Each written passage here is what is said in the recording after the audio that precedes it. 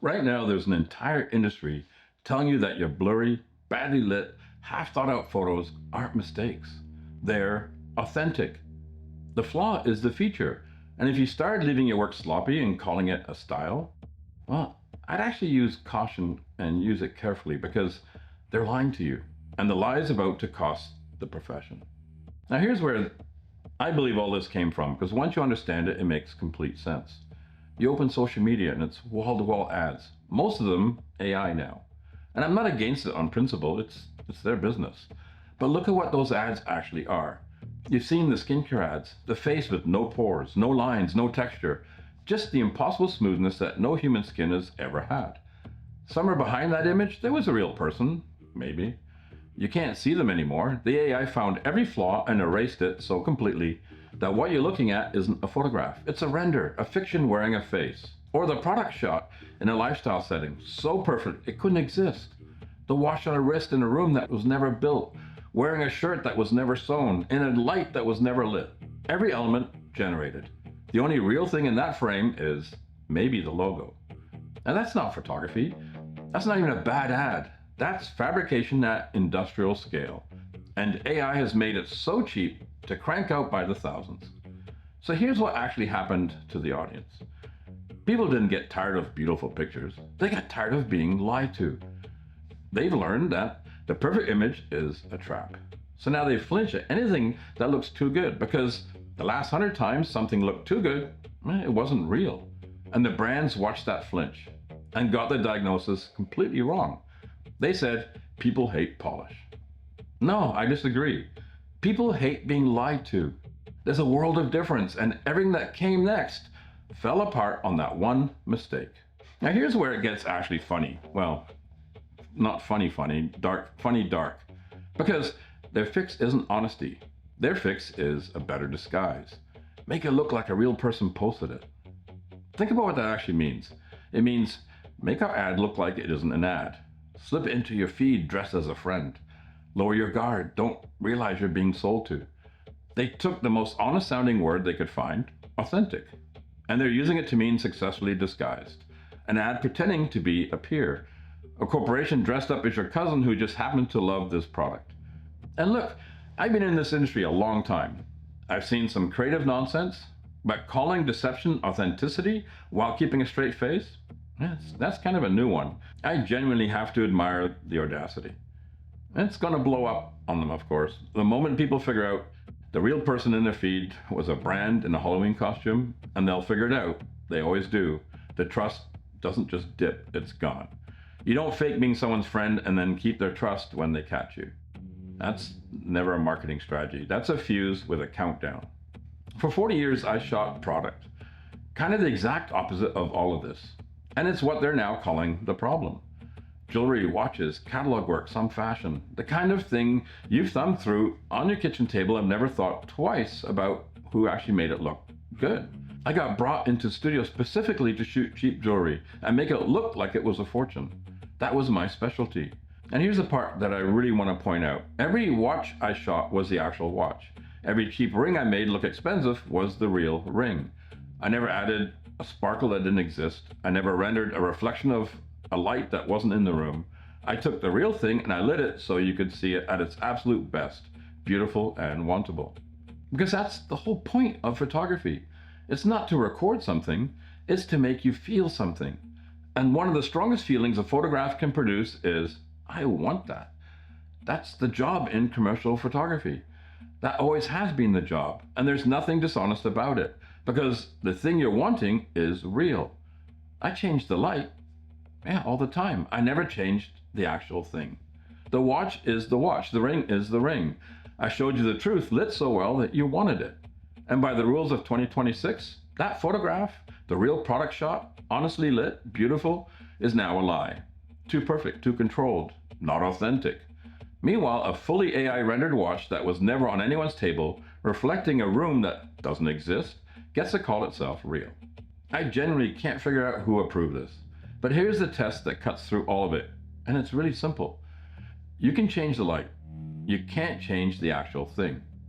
Makeup, lighting, the right angle, the best moment, that's all changing the light.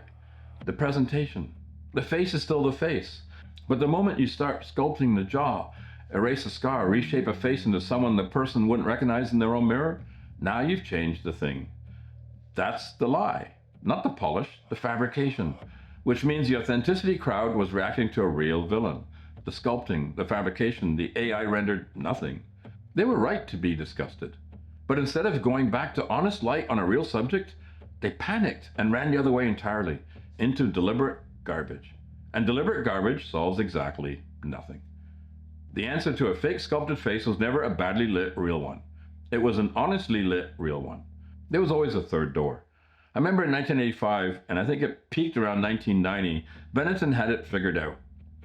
Real models, every shape and shade, clean white background, just the clothing. Nothing else. Not polished to deceive, not sloppy to seem real. The real point of view shot with skill. And I love shooting people the same way. Clean background, real people of every size, honest light. And they come out beautiful because people are beautiful when you light them honestly. The third door was always there. They just forgot it existed. And I'll tell you what working in that third door actually looks like to me because I've been in it for 40 years. This isn't a new battle for me. Before AI, there was competition. Other photographers. The question was always the same. How do you make your work genuinely difficult to reproduce? When I shot fashion, the answer was never just, the lighting setup. It was the room. Really, it was the interaction between me and the models. The spontaneous connection that happens when a photographer actually draws it out of the people in front of them.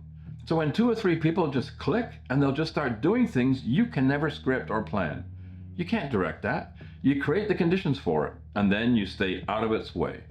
Here's what I learned shooting people, and it's that you really connect soul to soul.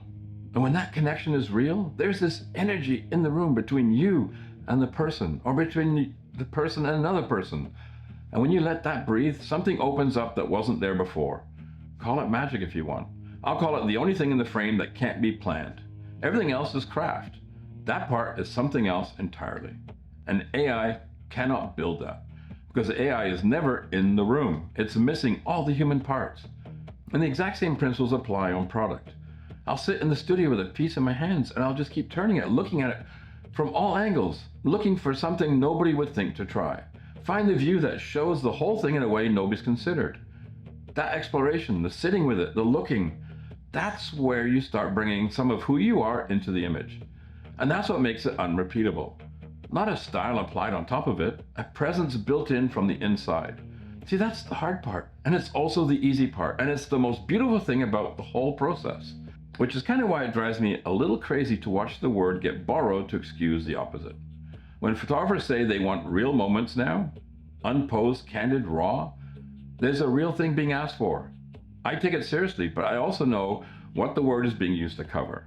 Because real does not mean shaky or grainy, blurry, or someone's head cut off. And the couple who accepts that is going to open their wedding album in 10 years and their photos are going to be garbage. And nobody's giving those moments back. Here's what I think people actually want, and they're using the wrong word for it. They want effort. That's what's missing. Creating a frame that's intimate, that's alive, where you can feel something coming off of it. That takes everything a photographer has. More than a pose shot, not less. So when somebody hands you a blurry sideways mess and calls it raw and real, they've stolen the language of the hardest thing in the craft to excuse the laziest version of the job. And here's the one thing that can't be faked. AI can do grain and blur, the off-kilter framing, the blown-out flash, the 7th take lunch photo that looks like an accident. One prompt and it's done.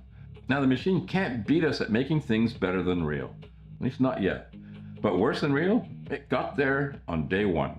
So the whole industry ran from the machine straight into the one room the machine furnishes for free. That's not a strategy. That's cosplay of failure. And I'll tell you how I know, because I've lived the whole arc from start to finish. When I started in commercial photography, there was nothing automatic. Everything was manual. There was no autofocus, no stabilization, no reliable metering. Everything was me. One of the studios I leased had a 7-foot thick concrete floor. The building had been an ammunition plant during World War II. That floor had almost no vibration in it, because vibration was a problem we actually had to solve. That's how manual everything was. Then autofocus arrived.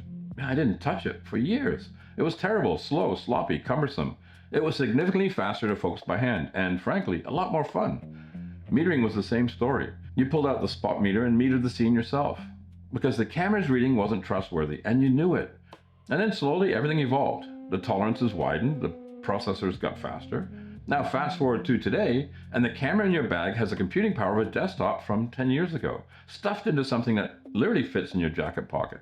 Now here's the honest thing I really have to say about all of that. There's nothing wrong with what the technology has become.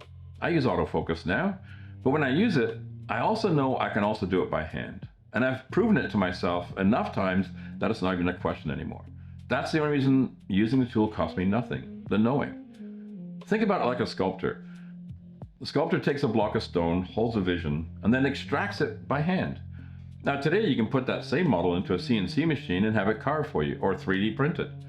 Neither is wrong, but there's a difference between the sculptor who could do it by hand and chooses a machine, and the one who never learned the hand and has no choice but the machine. One is a creator, the other is an operator. And the operator is always one failed tool away from having nothing to offer. So here's what none of this has to impact if you don't let it. Why would you deliberately add noise to a picture? Why would you shake it or throw the color off? Wreck your own composition on purpose? There's no good answer, it's senseless. It actually hurts my brain just thinking about it because there's nothing there to understand. It's just self-sabotage with a marketing budget. The brands think people are rejecting their ads because they're too good. People are rejecting them because they're bad. Because nobody tried. A good ad, one with vision, with planning, with actual effort, one that makes you feel something and tells the truth about what you're buying, nobody scrolls past that. They never did. Maybe my partner Jen and I haven't owned a TV since we lived in Warsaw, Ontario in 1998. So when we do catch a commercial somewhere, the two of us just look at each other and go, holy cow, nobody cares anymore. Nobody's trying. And maybe I see it so clearly because I've stepped out of that room. If you soak in it every day, you go numb to it. I'm not numb to it. I can still see it for exactly what it is. Contempt. It's contempt for the craft, contempt for the customer, contempt for the truth. And AI just made contempt free. So when the machine finally learns to fake the flaw, and it will, there's only one thing left it still can't do. The actual thing. The decision in the room, the hand that knows why the shadow falls where it falls. The emotion that only lands because a human showed up and tried. The only place AI can't follow you is the craft you were too lazy to keep. So before you go, one quick question. Not about the industry, not about brands, about you. Where's the line between a tool and a crutch in your own work? Could you survive a shoot fully manual, no safety net, if every machine in the room went dark tomorrow? So be honest with me. I'll read the honest ones. Thank you.